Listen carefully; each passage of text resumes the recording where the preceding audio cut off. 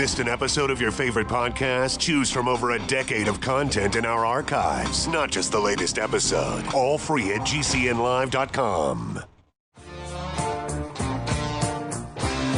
This is your call to action.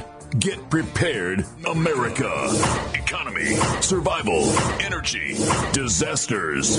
This is USAPrepares.com. Informative radio, educational radio. Interact now by emailing instructor@USAPrepares.com or text at 434-390-7953. Class, please take your seats.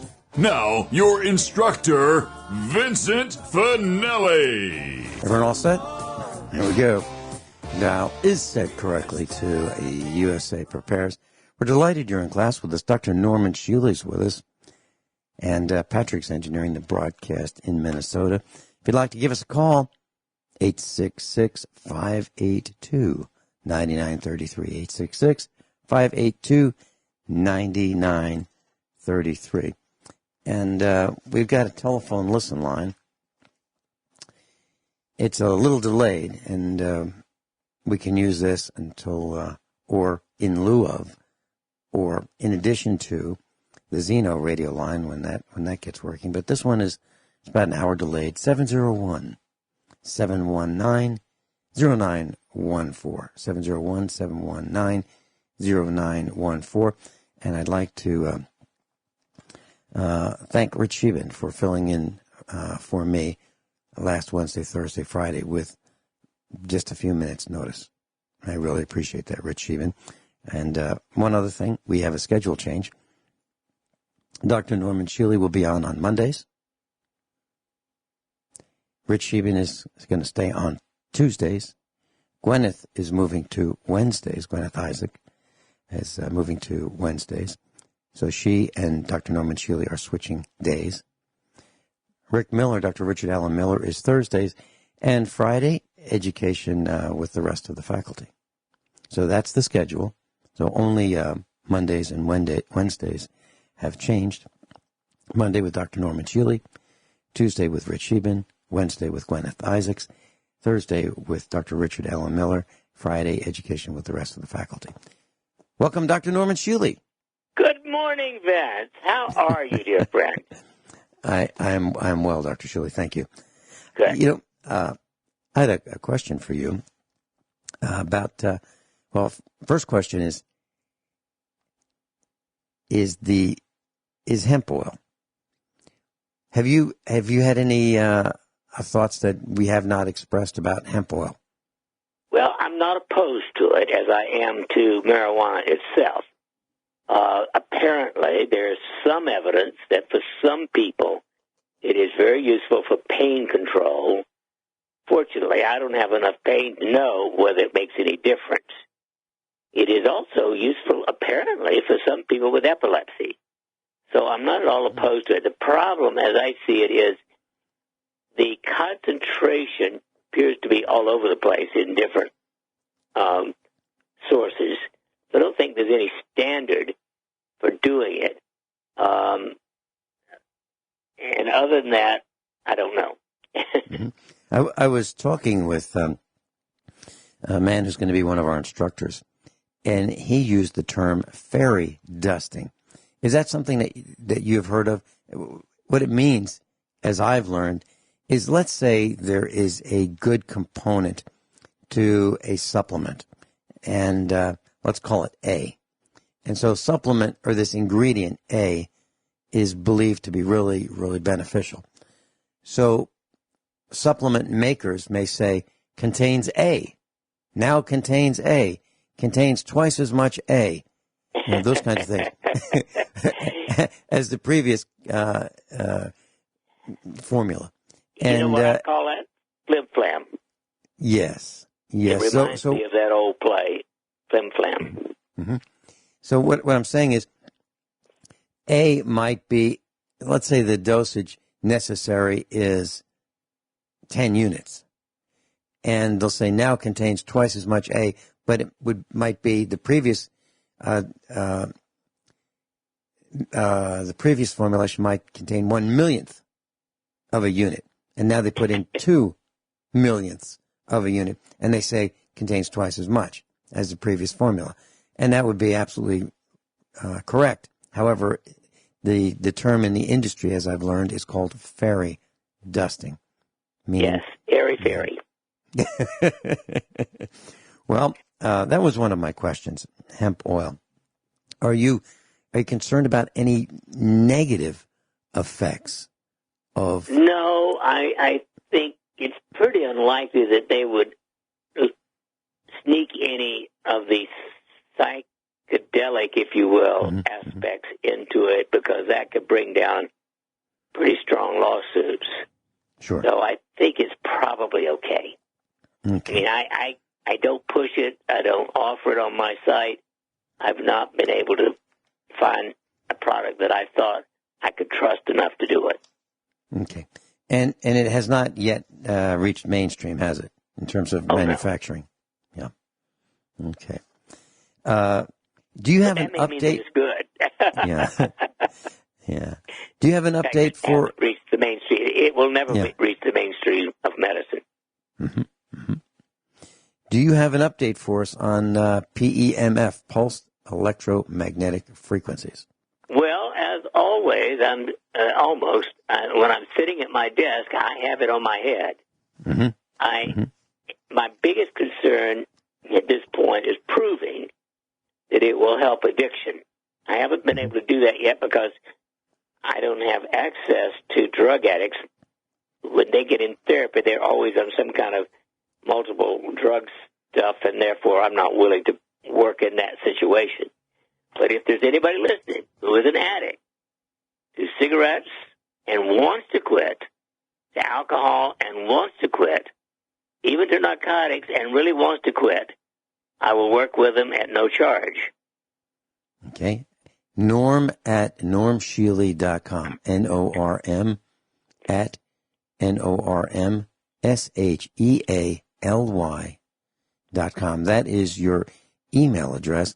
And did you want to give any other contact information for someone who is an addict? Call the clinic, 417-351-5221. Okay, that number again, class, 417-351-5221. Okay. Dr. Shealy, is there a link between beginnings of dementia, beginnings of hardening of the arteries, beginnings of Alzheimer's, those three, and hearing loss? Is there a link between hearing loss and hardening of the arteries, dementia, and Alzheimer's? Not that I know of. In other words, hearing loss is exquisitely common. It is far more common than Alzheimer's. Mm-hmm. It's more common in men than it is in women, mm-hmm. and it is associated to a greater or less extent with age of the hearing loss. But people who are beginning to get dementia or Alzheimer's in the early days may also have that, but I don't know of it as a direct link. Now, theoretically, by the way, early Alzheimer's might also be reversed by using the pencil in the head, mm-hmm. because it does seem that gamma brain therapy can be beneficial, and so I am also interested in trying some people, not with advanced, but with early Alzheimer's. All right. Well, I'm here to tell you, Dr. Shealy, that I believe that your PEMF device improves hearing. Ooh, wow. How are you using it? Well, it wasn't me. My mom and I would spend some time in the kitchen. And our class, let me describe our kitchen. It's a rectangle, longer than it is wide. And at one end is a screen with a sofa where the family can watch a video, watch YouTube videos, watch documentaries, those kinds of things. And my mom had a chair in the kitchen that was a little smaller than most chairs, and she loved that chair. And she would sit next to me, and we would watch videos. And while we're doing that, we would share the PEMF device that you and Lou Cassidy engineered, designed, manufactured. And so I put it around my mom's head, and I know for an absolute fact that her hearing improved with just in, I would say, within 2 weeks. And the reason I know that is I would be at one end of the kitchen, with all equipment off, meaning audio equipment, television, that kind of thing. And I could say, Mom, and she would not hear me prior to this. We're talking about a 94-year-old. And after using it for that period of time, I could talk to her from across the kitchen. I could say, Mom, in a lower voice. She would look at me, and I could talk to her, and she would be able to hear what I'm saying, where previously that was very difficult for her. So I'd have to, walk up to her and, face her, and she would partially read my lips and partially hear what I'm saying and combine the two and understand what I was saying. But with the PEMF device, I believe, now the sample size is really small, just one, or maybe it's two, maybe it's me as well. And here's how I would measure it, Dr. Shealy. I'm looking at a dial right now, and I have what's it's called a headphone amplifier. I have headphones on. I've been using the same headphones for all the years I've been broadcasting. They're Sony headphones. I happen to like them because they're comfortable, and they're over-the-ear headphones. And I have dials that I can increase or decrease the amplification going into this headset. And people would come into the studio and they would sit down and they'd say, can you turn that up a little bit? Can you turn that up a little bit? Can you turn it? That's good. And for me, I've had the dial about the same for years and years and years. And it's set at about 12 o'clock. It's got a pointer on it, and it's set at about 12 o'clock. Well, over the years, I would increase it a little bit to the point where it would go to 1 o'clock. Just a little bit more. Well, since using the PEMF device, I'm back to 12 o'clock, which is where I started when I first started broadcasting. And one of the things that happens to broadcasters is their hearing goes because they have headphones on. And it's rough on the hearing. So those are two pieces of evidence that I've seen, sample size of 2, actually. And your thoughts when we come back. Dr. Norm Shealy. Dr. Norman Shealy is with us, normshealy.com. And we're talking about the pulsed electromagnetic frequencies and the device that he and Lou Cassidy have engineered, developed, and I've tested it and am continuing to test it. And the results that I've found are, as I stated just before the last break. Well, Dr. Shealy, is it possible that what I'm saying is true, that it does help hearing? Because what I mentioned was I have a measurement or dials that I have set, and I can dial them back because I don't need the amplitude coming out of the headphones that over time I would very slowly increase, over the years. I'm not talking about, one day. I'm saying over the years, and I thought, well, maybe it could be a little bit louder. That'd be nice. But I've dialed it back. Does that seem reasonable to you, Dr. Shealy? That seems remarkably wonderful and certainly need to be looked into because, as I think everybody knows, hearing loss is one of the most common things to happen in a huge percentage of people as they mature. Dr. Shealy, I can. My grandfather was in World War I, and there were lots of guns going off, cannons, rifles, pistols. I mean, he was in trench warfare, mortars, and he had hearing loss as a result of it. He was a young man when he enlisted And when he came back, his hearing was diminished, and all of his life, he was hard of hearing, and it was attributed to the war. Now, without war, farmers are hard of hearing for the most part, because they'll just hop on the tractor. Heck, it's too much trouble to put that hearing protection on. Get on the tractor, be on it for 10 minutes, which turns out to be half the day. And over the years, their hearing is diminished. Now, I don't get on a tractor without hearing protection, and neither does anyone in our family. So we've preserved our hearing. But if you talk to many farmers, you'll see that, generally speaking, the farmers who are my age, 65 or so, have diminished hearing.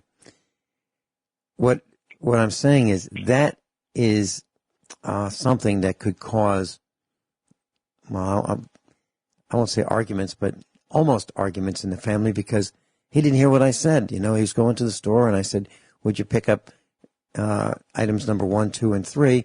And he just came back with items number 1 and 2. Why didn't you get item number 3? Heck, I needed item number 3 as well. And he didn't hear it. So those kinds of hearing loss can cause problems and almost arguments in families, if not arguments. So if we can fix this, I think that would be a really nice thing. That'd be a tremendous benefit to humanity. But I guess what I'm saying is if you can test that might be another thing to test as well, to see if what I'm saying can be verified or duplicated. Well, it's really fascinating. Remember, the most important thing is everything affects everything. Mm-hmm. And so no matter what's going on, it's not just one experience, usually, unless there's an acute injury. Now, there is evidence, and of course, interestingly, I just got a note that the Trump administration has asked the CDC to avoid using evidence-based or science-based. I don't know what you're supposed to base anything upon, but there is evidence that hearing loss occurs in people who've been exposed to loud sounds. People who use a lot of guns, for instance, without protecting their ears with the little foam things, are more likely to have hearing loss as they overuse this. But in addition, everything you say, do, eat also affects how your nervous system works. And most people have more than one bad habit. That's the bottom line is these cumulative unhealthy habits that add up to cause most problems. Mm-hmm. Well, okay, here's a bad habit that we can talk about when we come back. Here's the headlines. Stop sleeping with your cell phone. Anything closer than arm's length could cause cancer and infertility. This is from California Department of Health. We'll be right back. Dr. Norman Shealy is with us in class. If you'd like to go to his website, sign up for his free newsletter, or if you'd like to peruse the Optimal Health section, or order some of the products, normshealy.com, NORMSHEALY.com, normshealy.com. Dr. Shealy, many years ago, I was a computer consultant for some of the school districts in the Commonwealth of Virginia. And there was the technology people in the school system were usually the librarians, believe it or not, because they knew how to operate film strip projectors. And they were the technology people in the early 1960s and maybe through the 70s, maybe part of the way through the 80s. Well, what would happen is the librarians would be assigned the duty of investigating the new technologies, and they'd be in charge of procuring computers because they would investigate, the offerings. And sometimes there was other staff and teachers who would become involved in advocating for different kinds of technologies that they've read about. And there was this one teacher in one of the school districts where I was a computer consultant, And this one teacher absolutely wanted to have wireless technology. And she thought that having computers in her classroom that were notebook computers that were able to communicate wirelessly from the student's desk to an access point within that classroom and have wireless printing was just the ultimate. And I fought against it, and I won. And I won on logic, simple logic that notebook computers cost more per horsepower, if you will, than a tower computer, that wireless communication was slower than wired communication within that classroom, and that the batteries, that these wonderful batteries at the time would only last about an hour, and you'd have to recharge them for hours, so the downtime would be worse, the cost would be worse, the performance would be worse, the ability to break them would be worse. And I would say, but the real benefit is that we're not exposing our children and that teacher to continuous bombardment of electromagnetic radiation. And I would warn them that in 15 years, we're going to find out that this is dangerous and there are going to be cancers associated with this. Now, this is nothing new to this broadcast, but there may be some new students who haven't heard us say this over and over and over and over and over again. Well, California has now released advice to minimize cell phone radiation. They're saying that radiation from these devices, now cell phones, and wireless communications are similar. Radiation from these devices has been linked to cancer and infertility. Children's developing brains may be particularly vulnerable. No kidding, right? And exposure risks are highest when cell phones have fewer bars of service or are downloading or streaming media. Let me explain that, and I'd love to hear your comments. When you have the fewest bars, meaning the cell tower is farther away, your cell phone ramps up its power to transmit and says, well, it's pretty far away, so let me ramp up the transmitter power in this cell phone to more and more and more.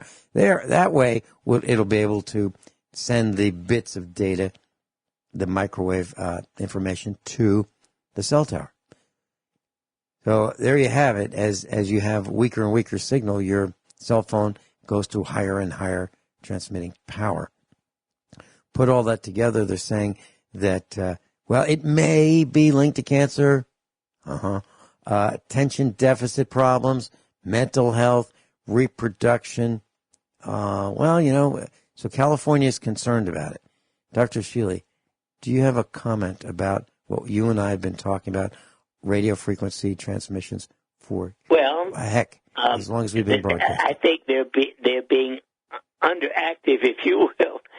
I mean, personally, I do not believe that cell phones should be used for anything but emergency, period, in the report. I do believe that it is important when you are traveling, in case of an emergency, to have access to a phone.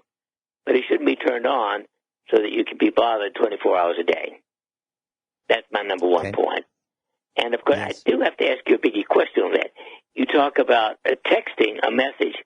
Since you don't have a cell phone, how do you get a text?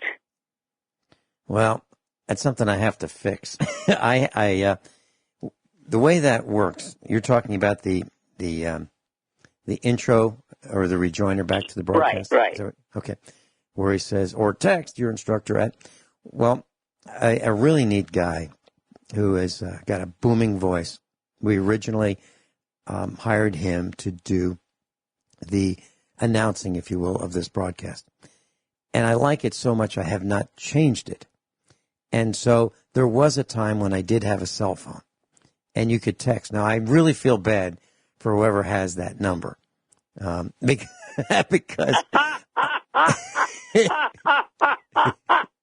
okay, I got it. It's not me. I got the answer. So really, what I need to do is I need to edit, and I believe I could do it. I haven't had.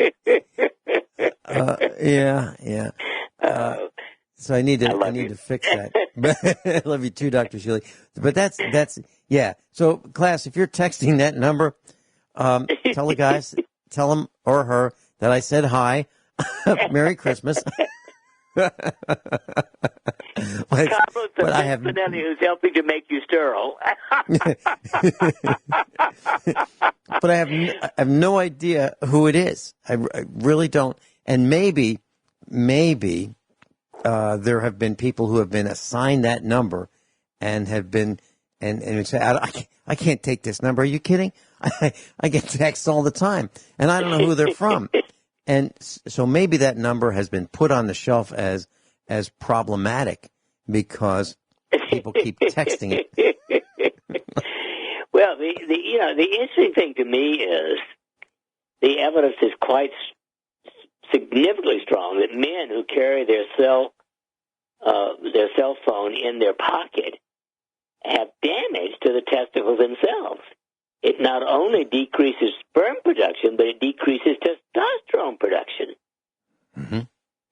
So if it damages your testicles, it sure can't be good for your brain. Mm-hmm. Mm-hmm. Okay. So California releases the advice that says you should use handsets.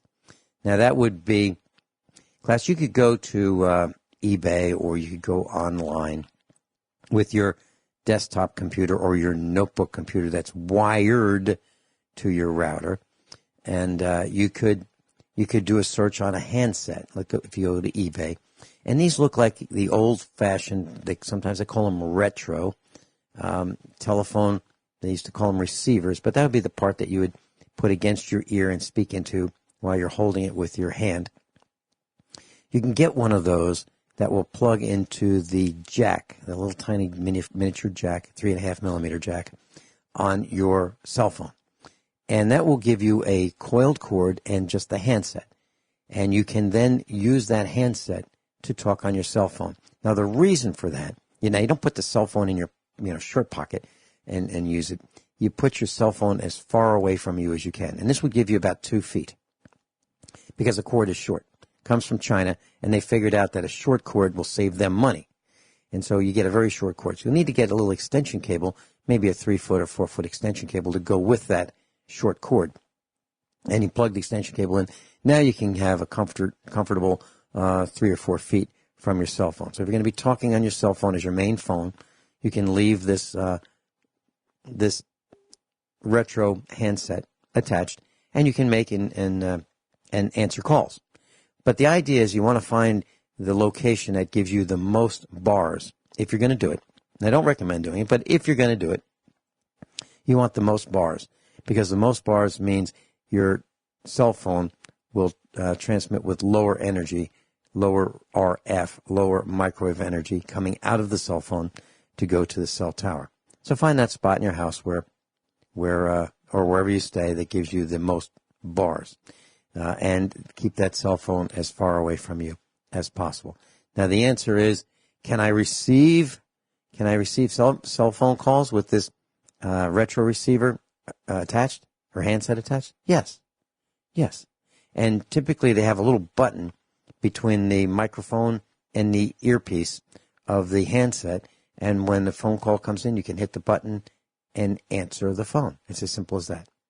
Or you can use the screen that comes with your cell phone to answer the calls or make the calls. But the idea is distance is your friend. You want to keep that darn thing away from you as far as possible because the farther it is, the less energy you are receiving, the less cooking you are going to get.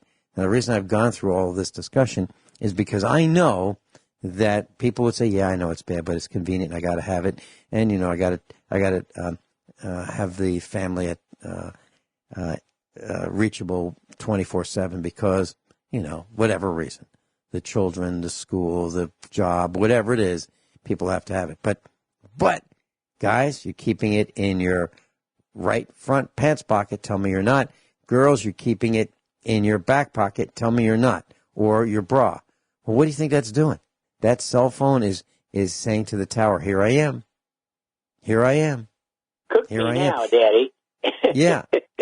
And yes, and when the call comes in, you're getting another burst of microwave cooking to your testicles or to your rear end or to your breast or wherever heart. you happen to have it, your heart. Yeah. And, that's another thing. Dr. Shealy, I've talked to people who have high blood pressure, heart disease, and where do these men keep their cell phones? In their shirt pocket. Now, because they're right-handed, they keep it in their left shirt pocket, right adjacent, as close as possible to their heart. What are they thinking? What are they thinking? We'll talk a little bit more about this when we come back. Dr. Norman Shealy and I are talking about cell phones and diseases that can be attributed to exposure to microwave radiation. And so I was reading an article, many articles over the years, Dr. Shealy, and I know for a fact, I know for a fact that people have their cell phones right next to them when they're sleeping. So not only do they have them all day long, either on their person or next to them on the kitchen table, the kitchen counter, where they're cooking, really close, because they may get that all-important text about, their friend who just got a new duck or a new kitten or a new cat, or look at the cat on the counter. I mean, the pictures of those kinds of silly things. But sleeping, people are so addicted, and it's engineered for them to be addicted to these cell phones, that they would sleep with them right next to their pillow, on their pillow, under their pillow, and they are being blasted. What do you have further thoughts about? Well, maybe anecdotal evidence that you've seen regarding these cell phones and the addiction and the propinquity toward disease. Well, common sense and experience tell me that anything in the usual, audio level that is near your head is bad for your body. Well, if it's bad for your head, it's bad for everything, but it also can be bad to the organs locally. So, it's just not a good idea. And I think we're going to find long-term actual physical changes in the brain of people who have grown up with cell phones. Okay, I agree with that. And my investigation into millennials is leading me to this conclusion. The millennials. Don't do that. Well, and I'm not talking about all millennials, but I am talking about some. And Dr. Shealy, you and I did not grow up in a virtual world. We grew up in a real world. And if you wanted to play the game of Monopoly, yeah, it was a game, but you physically moved the pieces with your hands. You physically held the Monopoly money in your hands. You had to mentally sort out your position in the game and learn the, strategies. But yeah, okay, but it wasn't fully virtual. You actually had to participate. Well, the young people of today are living in a world where they can fix a car virtually. They can have a car and they can repair it on the screen. But it is not the same as turning the wrenches. It's not the same as getting that dirty, hot motor oil all over your hands and then having to wash your hands. It's not the same as stripping the threads on the oil pan bolt, or that you have to figure out how you're going to fix that and so it doesn't leak anymore. It's not the same. So many millennials are learning virtually, and they're living in a virtual world. And if they don't get the drain plug sealed right, they just hit the reset button and start over, on their screen, or click the mouse. I know these are analogies and metaphors, but I think it is not a good substitute for living in the real world. And what's happening to them is the corporate greed and the ignorance of their parents is allowing them to be taught by machines in the school rather than teachers where they can interact, raise their hands. Mrs. Smith, I don't understand what you just said. Could you say it a different way? And then the whole class gets to benefit from that second example or that third example. But we are running away from that and replacing teachers with machines. And I think that because of it, our young people are at a serious disadvantage. And it's causing them difficulty coping in many ways. Not all of them, but some. Those are my thoughts. I'd love to hear your comments when we come back. Dr. Shealy. Norm Shealy, MD, PhD, author, broadcaster, farmer. Yeah, everyone all set? Cocked? Locked? Hour number 2 of USA Prepares. Dr. Norman Shealy's with us, and we were talking about radio frequencies and the dangers of cell phone radiation. Dr. Shealy, and we're also talking about the real world and virtual learning that millennials are being exposed to as compared with the baby boomers. The baby boomers, I think, in my opinion, we did a great disservice to the millennials through our greed. We have shipped jobs offshore, leaving that American dream missing from the outlook for millennials. And we have released our responsibilities as teachers through more greed, and we've put computers in front of students and said, have at it, here's your new teacher. So instead of having real people being teachers, Mrs. Jones, Mr. Smith, that students could look up to and be taught by and be role models for the students, well, we've replaced a lot of them with computers. And Dr. Shealy, what are your thoughts about living in this virtual learning world, this virtual reality world that the millennials are in versus the real world that you and I were exposed to? Imagine that. I don't like virtual.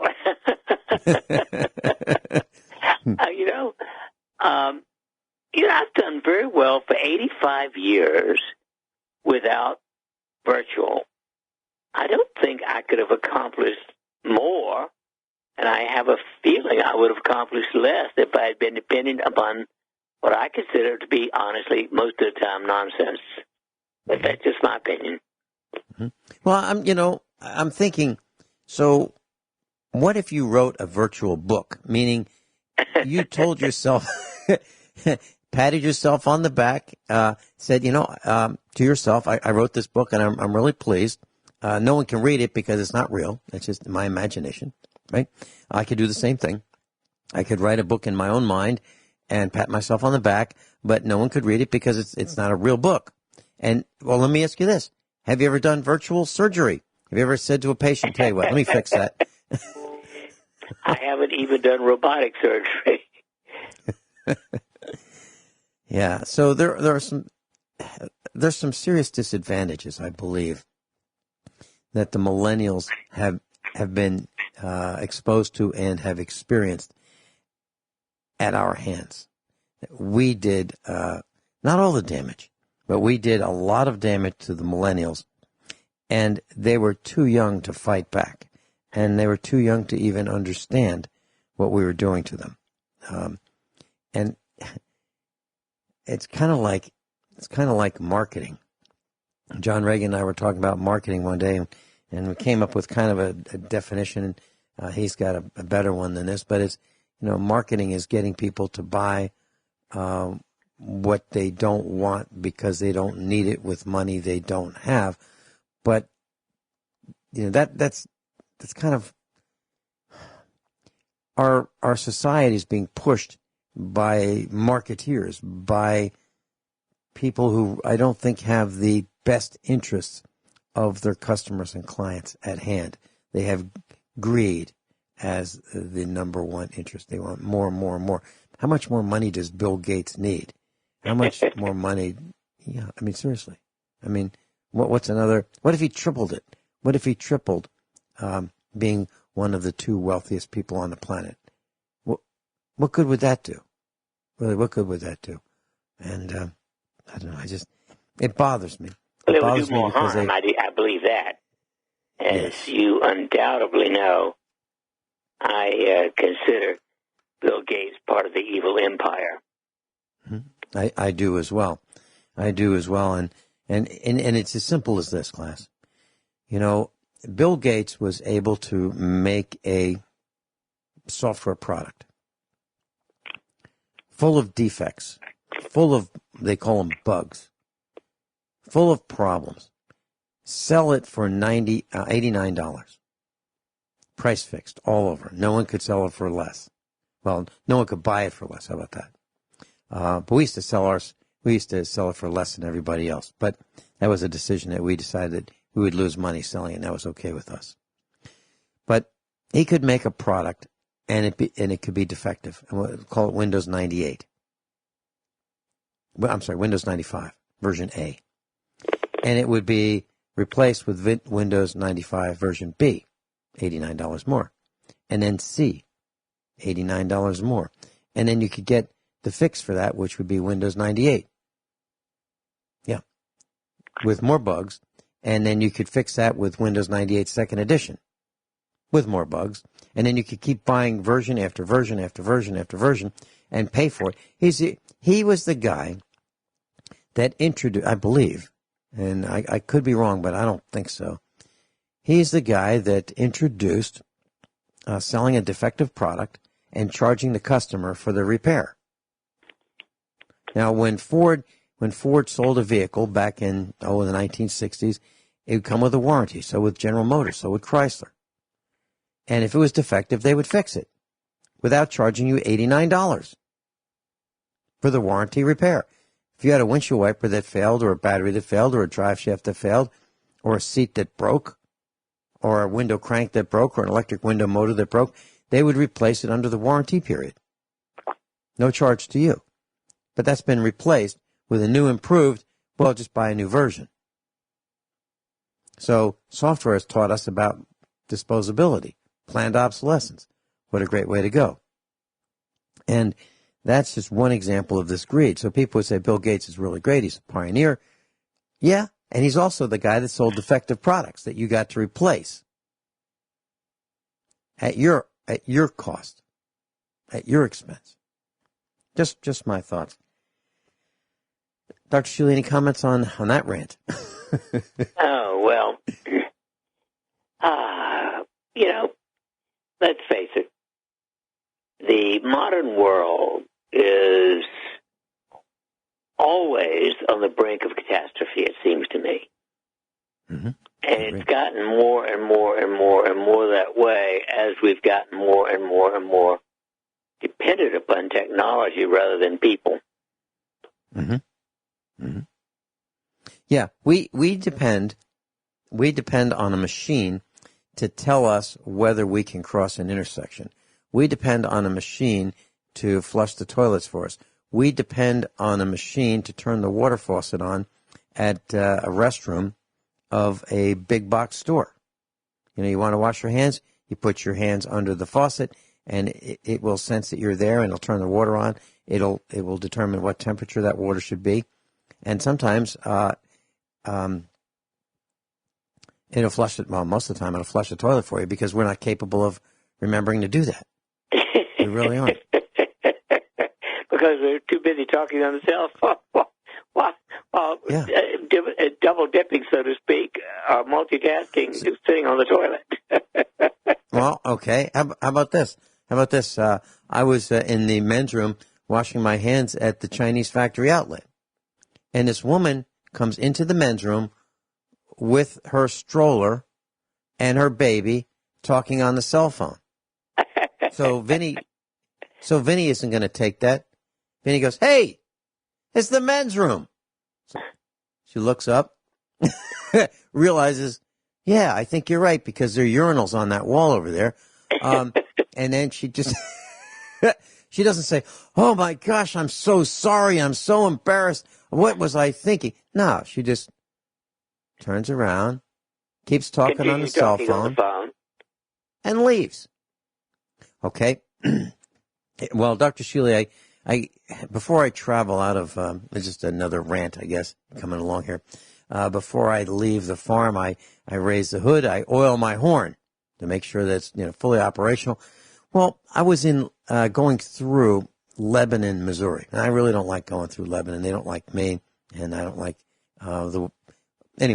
Lebanon. So I'm in traffic, side by side, traffic jam last week, and there's 2 lanes coming and 2 lanes going, and we're stopped, and I left a little bit of room between me and the car in front of me, and there's another lane to my right. So this millennial woman hits the button, her electric window goes down, and she flicks her cigarette butt right in front of my car. Now, my reaction is, I'm getting a little less tolerant. Actually, I'm not tolerant at all. I was furious. Like, who is this bozo? She just flicks her cigarette out. She's littering. Why is she doing that? So I hit my horn, but not for just a second. It's like 1, 2, 3, 4, 5. So what does this girl do? She looks at me and gives me the finger. Jeez. That's where we are.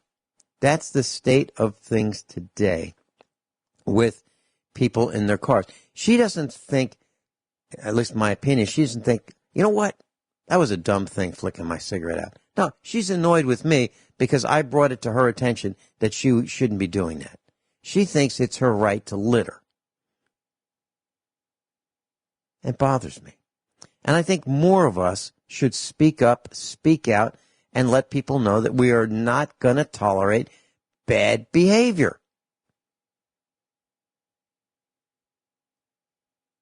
Well, now you're really getting to something that may be at least as bad as cell phones. People who don't want to know that bad behavior is bad behavior, they don't want their feelings hurt. Mm-hmm. Well, I have a feeling I hurt her feelings. I really do. Is the way I say it. I was at the Chinese factory outlet, traveling through the parking lot, and this woman is driving, goes right through a stop sign on her phone, another person in the car, totally oblivious to what she's doing, cuts me off, and I pointed to my head. It's like, really? Just one more comment about distracted driving. I see a number of people. Most of the people around me, when I'm at an intersection, are they either looking down at their phones, or they're talking on their phones, they're texting on their phones. They're not aware of their surroundings. They're not looking at, is a car going to crash into the rear of my car or truck? They're not looking at the traffic lights. They're looking down. They're using some other sense that I don't know what it is to know or feel the conditions around them. Whatever that sense is, I don't know if I have that. I probably don't. But I don't believe that people can really talk on the phone, use a cell phone, text, and operate. But even if you're not looking at the phone, talking on it has been shown to distract the brain about similar to a couple of drinks of alcohol. Mm-hmm. Mm-hmm. Yeah, and I would not want my airline pilot. I don't fly, but if I were to fly, I would not want my airline pilot talking on a cell phone or her cell phone. But here's something I've never seen, Dr. Shealy. Now, you spent some time in the city of Springfield, Missouri, and I do too. And I see people operating, riding lawnmowers of various types. I have never seen anyone operate a self-propelled lawnmower and talking on the phone while it's operational. I've never seen that. Why? I think it's because it's too dangerous. But let's get in a bigger vehicle with cup holders and a stereo system and a navigation system, and that's okay to be distracted at, I don't know, 10 times the speed? 20 times the speed of a lawnmower? That's okay. That was just one comment. Colloidal silver and ionic silver. Dr. Shealy, once a person takes that into his or her system, either a spray into the lungs, drink it orally, apply it to the skin, does that silver stay in the body forever? Well, forever is a long time. Well, we do know that it accumulates. Back when I was a child, there used to be something called argyria, which was a liquid form of silver. And actually, it could literally turn your skin to look as if you had been infused with silver. It wasn't quite the same as silver, but it was a serious potential problem. And so, although silver has some benefits, I don't think we know the limits of what is a toxic dose of silver. I don't believe we know that. Okay. And one of the things that I was wondering about in terms of silver, colloidal or ionic silver, is how does the silver know what to do? So, for example... well, the silver doesn't know what to do.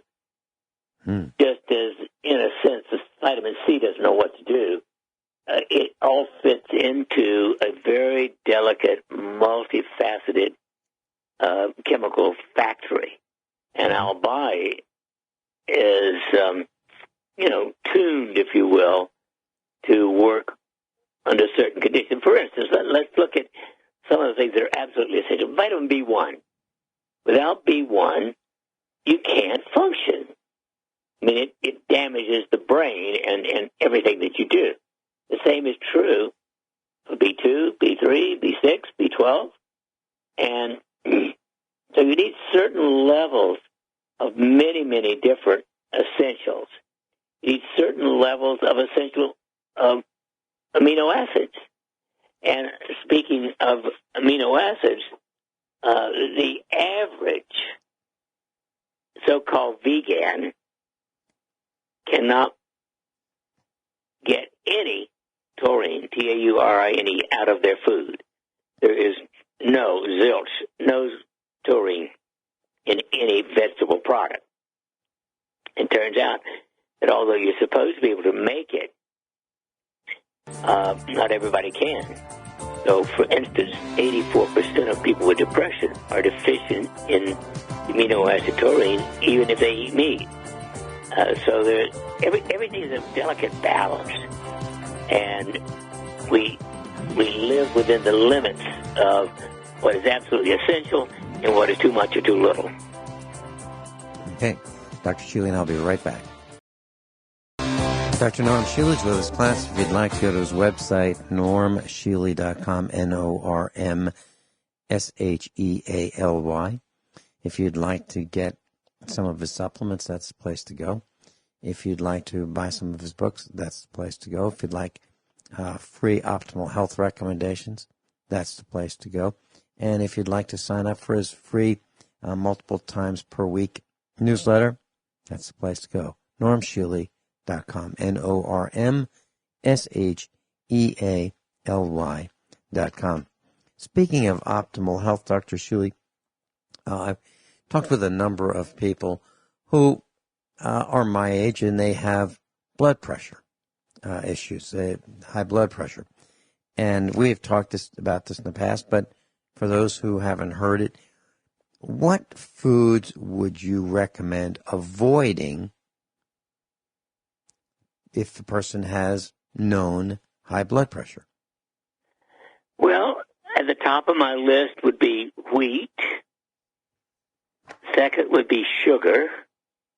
Third would be anything with the word processed. Fourth would be trans fats. Fifth would be margarine.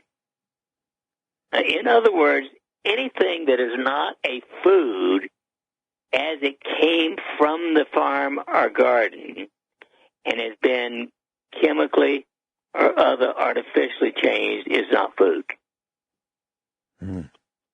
Dr. Shealy, you mentioned probably, I'm thinking darn close to 80% of what's in a supermarket, maybe more than 80%. In fact, you are absolutely right.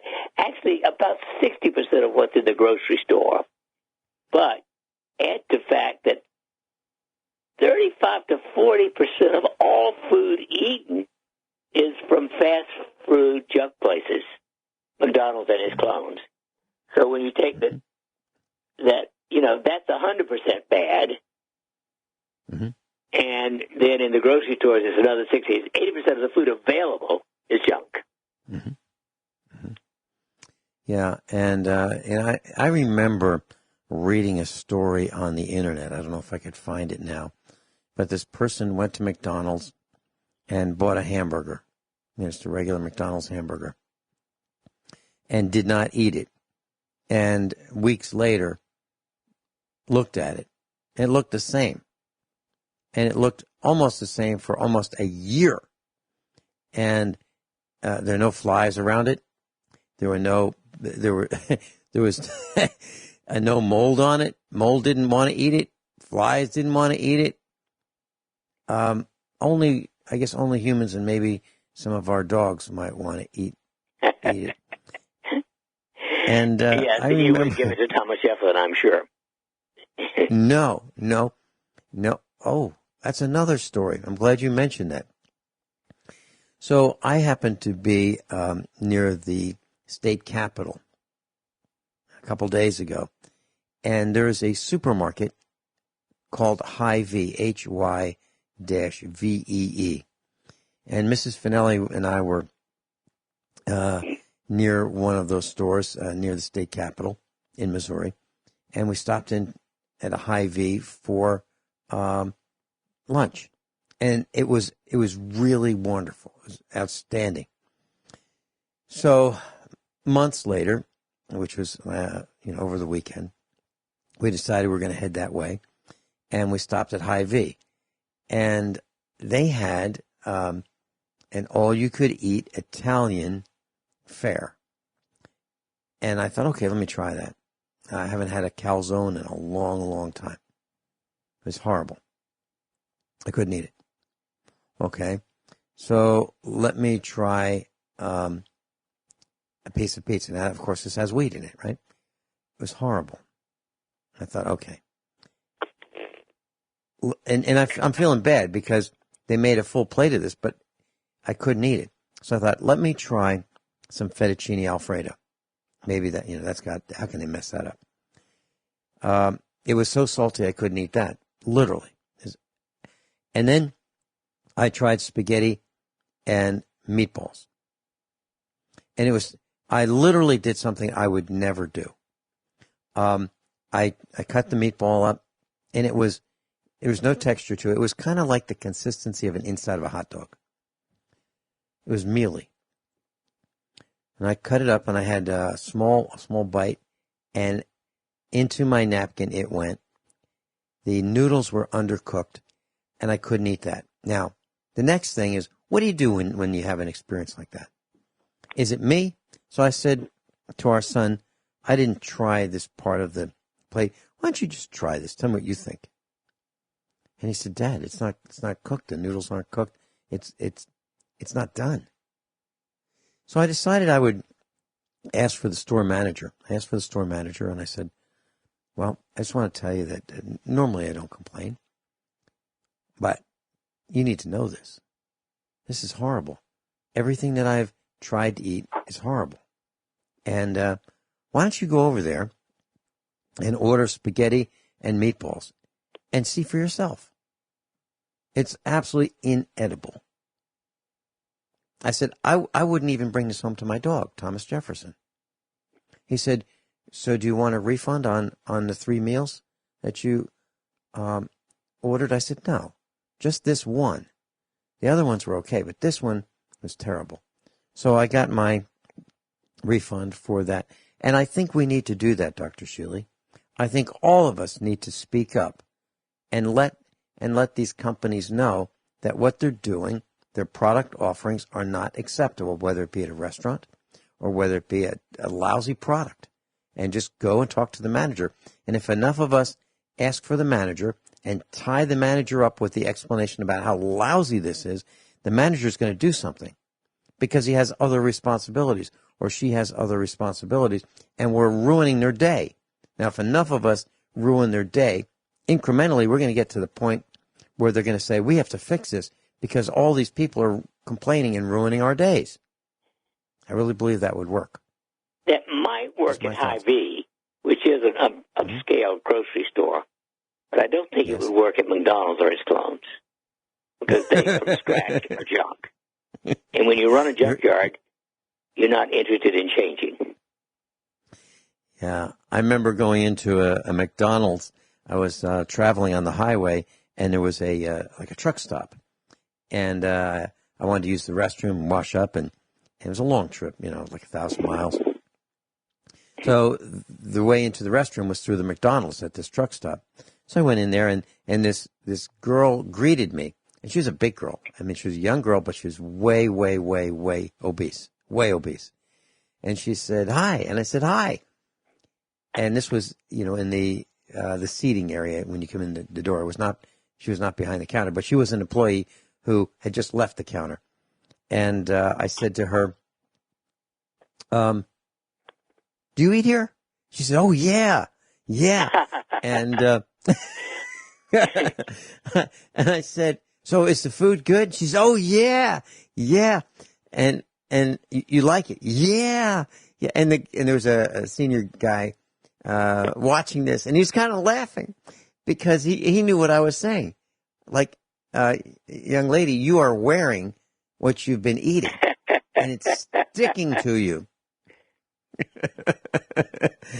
And so I didn't eat there. I just used the facilities. But Dr. Shealy, if you had a chance to go into McDonald's and you saw the employees, as I have mentioned, you would see that they're a little larger than the average bear, and it's probably because they get free or reduced price meals while they're there. I believe that's the case. I really do. Well, as you know, I have been at McDonald's once in 1962. Mm-hmm. I spit it out, and I haven't been back.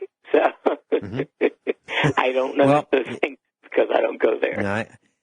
No, I think if we had a scale and we weighed average employees across the board of lots of different corporations, I think McDonald's would have a very high score, pounds per employee. I really believe it. No, I have a feeling their lawyer's going to call me this afternoon.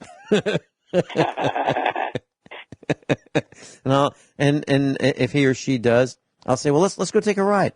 Let's go see if you're right or I'm right. Let's go hit a few McDonald's, see what we find out. Okay, so we want to avoid wheat, sugar, processed foods, trans fats, and margarine.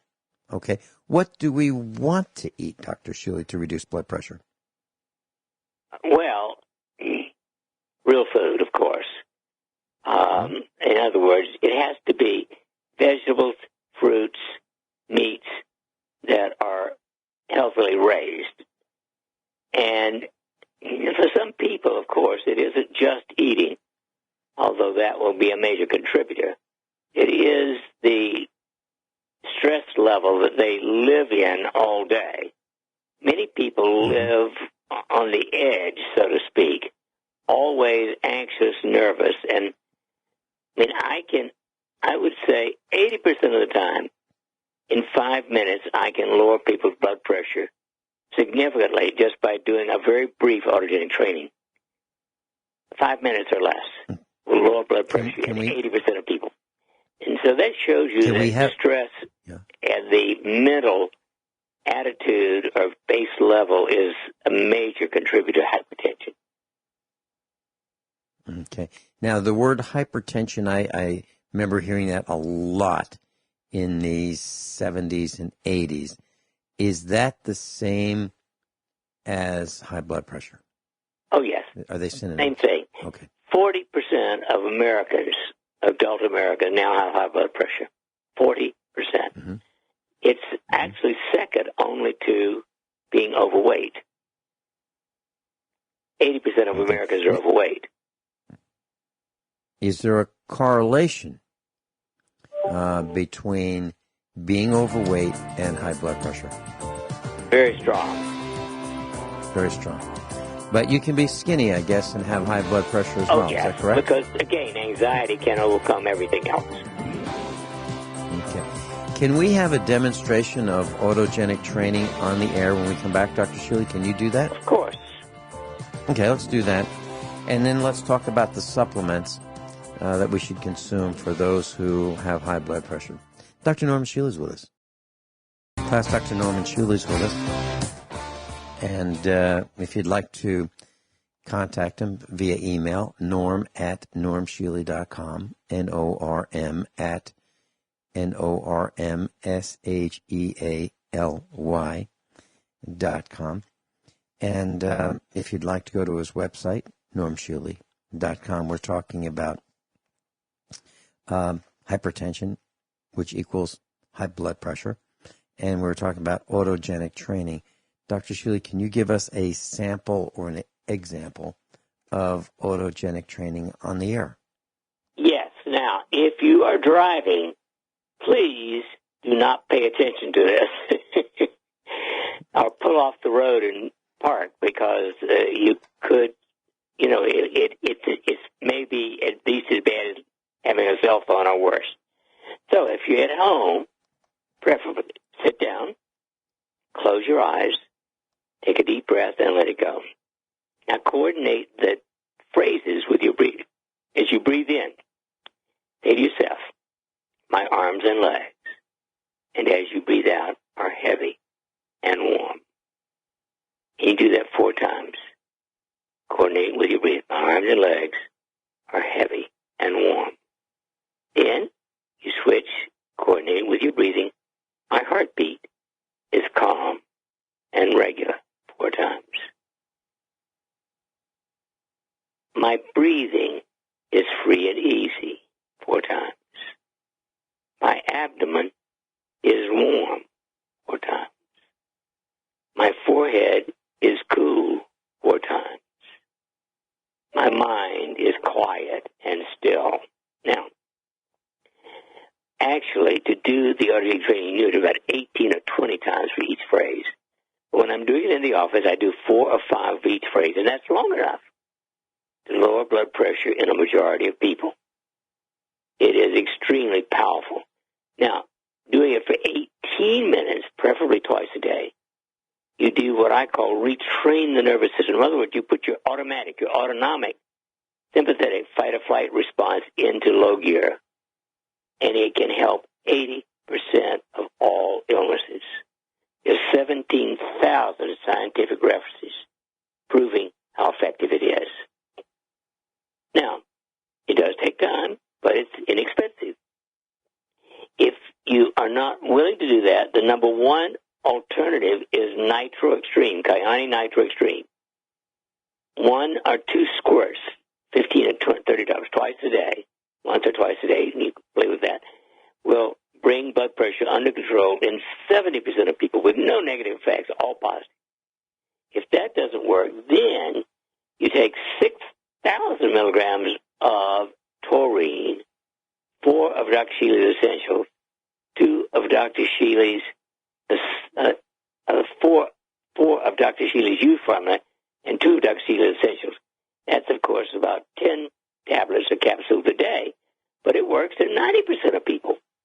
If you do all 3 of these, you're going to get blood pressure under control 99.8% of the time with no negative effects. Okay, let me see if I've got this right. So, autogenic training, and My arms and legs are heavy and warm. My heart rate is, what was that? Heartbeat is calm and regular. My heartbeat. My breathing is free and easy. My abdomen is warm. My forehead is cool. My mind is quiet and still. Okay. Then Kyani Nitro Extreme, which is a supplement, and you can get that on Dr. Shealy's website. And as an additional path, 6,000 what of taurine? Taurine, 6,000 milligrams of taurine. 2 of my essentials and 4 of my youth formula. That will also work in 90% of people. Okay. Anything about lecithin? But lecithin is better for cholesterol. I don't think it'll do much for blood pressure, but it's excellent for low cholesterol and for the mind, memory. Mm-hmm. Okay. Very good.